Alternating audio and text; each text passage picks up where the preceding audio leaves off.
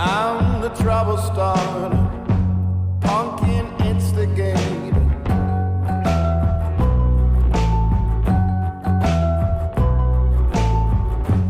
I'm the fear addicted, danger illustrated.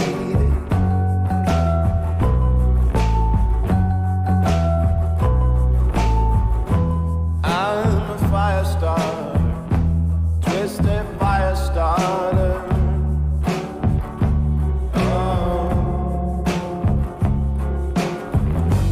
I'm the self-inflicted, my detonator. Yeah.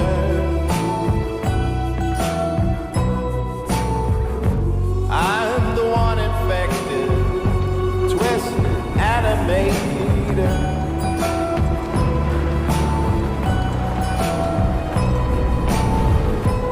I'm a fire starter, you're a fire starter.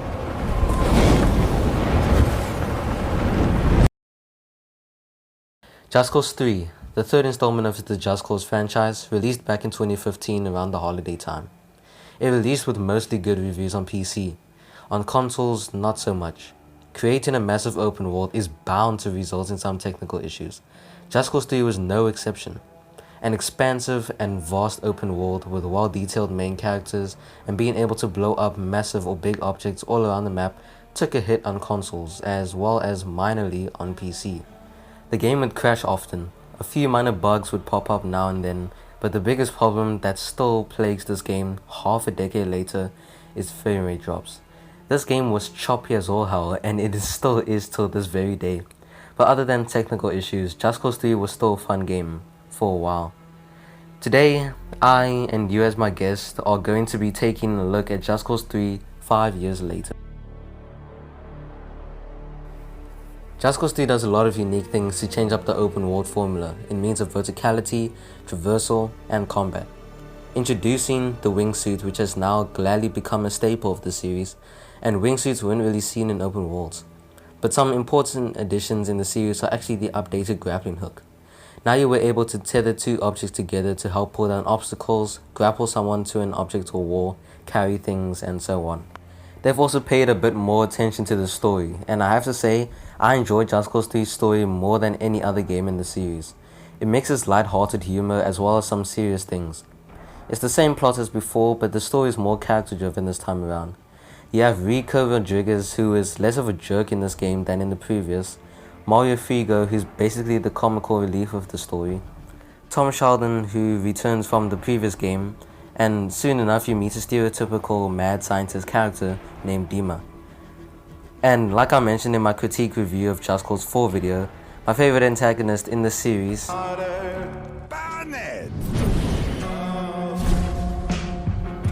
he's just a likable villain and my favorite among everybody else. Where the story takes place is on a fictional Mediterranean island of Medici, a vibrant island that doesn't have much variety in terms of aesthetic and biomes. We'll get into that later though. I usually always start with the story, so let me start with gameplay this time. In terms of the controls, I have to prefer Just Cause 3 mainly for the grappling hook controls. Unlike Just Cause 4, where your hook mods instantly or automatically does its thing, in this game you have more control over what your grappling hook does. When it comes to combat, I'm not really a fan of the click right stick to precision aim, but at the same time I understand that holding left trigger would interfere with the button mapping of the grapple. Just Cause 3 is mostly meant to be played via hipfire anyways. I mean, they didn't make hipfiring so accurate for nothing, so I'll let it slide. Now the first time you use the wingsuit, it's pretty weird, but after a bit of getting used to, it's really awesome. You're literally like a flying squirrel. What's cool about traversal in Just Cause 3 is the way you can combine all three traverse equipment. You can grapple plus parachute to get some air and then shift into your wingsuit, or grapple plus wingsuit then shift into a parachute however you want to do it. You can fly in your wingsuit for as long as you want, and to do this you need to fly close to things that you can grapple on, and just pull yourself and you get some air.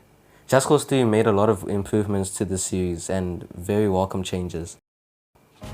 Like I mentioned earlier, Just Cause 3 is pretty vibrant. It's bright enough to not look like a shiny and flashy rainbow. Blue waters are pretty blue, yellow crop fields are at times a bit oversaturated, but overall Medici is a pretty island to look at and explore. The art direction also suits the story, with some text being splattered by spray paint or mission symbols representing a spray painted bull.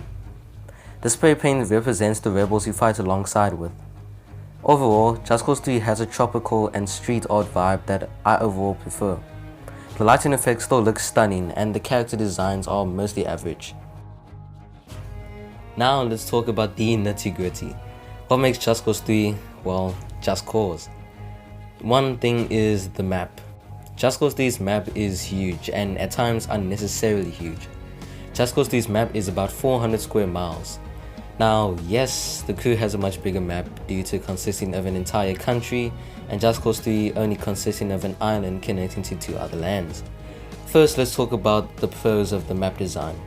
It's huge, and there's attention to detail in the environments. For example, stepping over grass will leave them flattened, and flying over a farm with sunflowers will cause them to shake violently in the wind. Now for the cons. Oh boy. Due to the game being more focused on a vast map, the areas don't have much aesthetic variety and don't exactly feel lived in. Every township or settlement looks copied and pasted. It's the same set of white, beige and maroon houses. NPCs just walk around and react to your presence. Okay, in some settlements there are people making music and others watching, but in terms of people interacting with each other, there's not any of that. The game's more about style over substance. Now we get to one of my favorite parts of the game, the main story. The main point of the story is the same as before. A government dictator takes over a fictional island and has corrupted society. Rico Rodriguez and a random military group need to liberate the island and take care of the villain, the end. But like I said earlier, the story is more character driven this time. So here's a summary of the campaign's plot. Sebastiano Di Ravello takes over the nation of Medici when Rico was a kid. Rico's parents were killed during this campaign. Years later, after Just Cause 2's story, Rico returns to Medici to get rid of Di Ravello.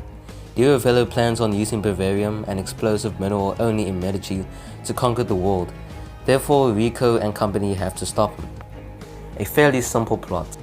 I love Just Cause 3's story because its plot is quite serious, but the game knows when it's time to be light-hearted. But I do feel some characters are underused. Annika, for example. The story doesn't really try to tell you much about her except that she's fighting the same war as Rico. And I know Just Cause isn't known for having stellar or memorable stories, but Just Cause 3 does well until it shoots itself in the foot. The only characters that were actually well executed was Rico and Mario. Their friendship and wackiness really fits well in the story, and the game takes the time to mention their past. When it comes to one of the characters, Dima, she was too stereotypical as a brainy mad scientist type character, and was poorly executed as a result. In one mission where she dies, yes, she dies, it kind of felt like, okay, she dies, whatever.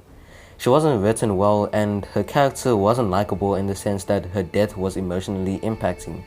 In fact, not a lot of people even liked her in the first place, and I can understand why.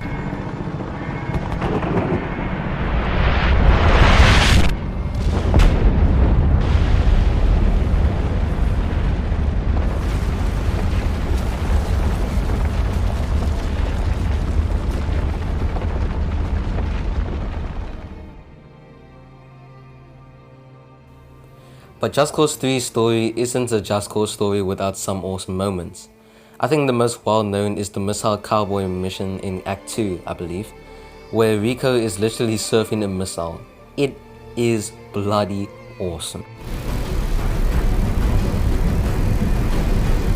Rico, missile is aimed at Via Province. If it hits, it will kill thousands. She is correct. Fuck you, missile! Know my voice, Rico Rodriguez. No? I knew you once. Now you are merely a sacrifice to the cleansing flame. Goodbye, Rodriguez. Dima! Sheriff! Any ideas? No. Not a one. But Rico, we gotta save that missile. Drop it in the ocean, baby. We are the missile ship.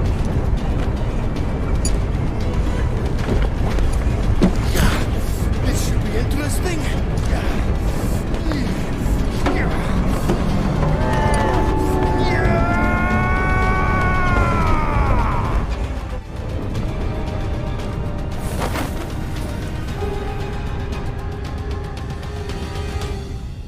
And then there's of course meeting Mario.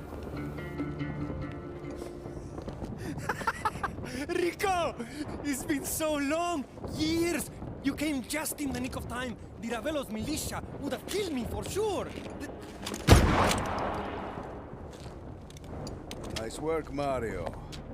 You learned a thing or two since I left. Yeah, you're not too bad yourself, huh? You still don't cover yourself. You must always cover yourself. This is pure insanity! I saw you coming in on the plane, and you were like, bah, bah. It was incredible! Story missions have way more variety than in Just Cause 4, but most of them are escort missions or following pipelines to an underground base. I mean, they're cool, but you also get defense missions, fighting off amounts of enemies to prevent the rebels from losing, and protecting a populist leader by fighting off fighter planes going after her. The way missions are designed allow you to do most objectives your own way, and they're also way better than Just Cause 4's because they allow you to actually use your grapple mods that are actually effective and some comically wacky. Now, like Just Cause 4, you have to clear out certain areas in order to progress through the story as filler to extend the playtime. Now, I can let this slide because liberating areas aren't restricted to linear objectives and don't require you to do things in one way. Now, yes, liberating areas can get repetitive, but the satisfaction of clearing out an area to unlock challenges and liberate a region is still there.